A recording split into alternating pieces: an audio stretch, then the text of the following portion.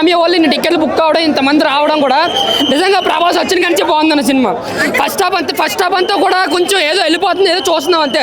But New Zealand వెళ్ళినా, island అని ఎక్కడికి వెళ్ళా, ఒక సినిమా రాసుకున్నప్పుడు నువ్వు ఎలా తీసుకోవాలి, ఎలా తీసుకెళ్ళాలి దాన్ని. ఫస్ట్ హాఫ్ అంతా ఒకే దొక్కున్నట్టు దాని సినిమా.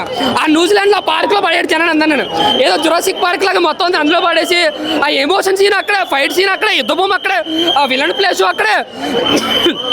నాకైతే ఒక ప్రభాస్ కోసం అయితే చూసానన్న.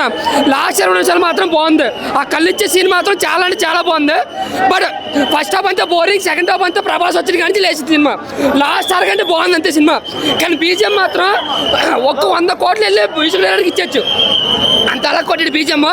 ఒక బీజిఎం సాంగ్స్ అయితే మాత్రం సినిమా నెక్స్ట్ లెవెల్లో పెట్టింది. మోహన్ లాల్ గారి యాక్టింగ్, మోహన్ లాల్ గారి సీన్స్ అయితే మాత్రం ఆయన నుండి ఒక 2 మినిట్స్ కూడా చాలా అంటే చాలా బాగుంది. ఇక్కడ ఎవరికి వ్యతిరేకంగా చెప్పట్లేదు, బట్ సినిమా పరంగా చెప్పాలంటే ఫస్ట్ హాఫ్ ఏమీ లేదన్న.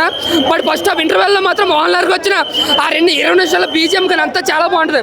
ఇంకా ప్రభాస్ వచ్చిన కానీ ఇంకా లేస్తుంది అన్నమాట సినిమా. సినిమాలో ఏమీ లేదు. ఇంకోటి విజువల్ ఎఫెక్ట్స్ ఎడిటింగ్ అసలు బాగాలేదు. ఇలా చేయొచ్చు ఏంటంటే ఇలా ఫ్యామిలీకి ఏమొచ్చిందంటే ఫ్యామిలీ కోసం తెచ్చలేదు.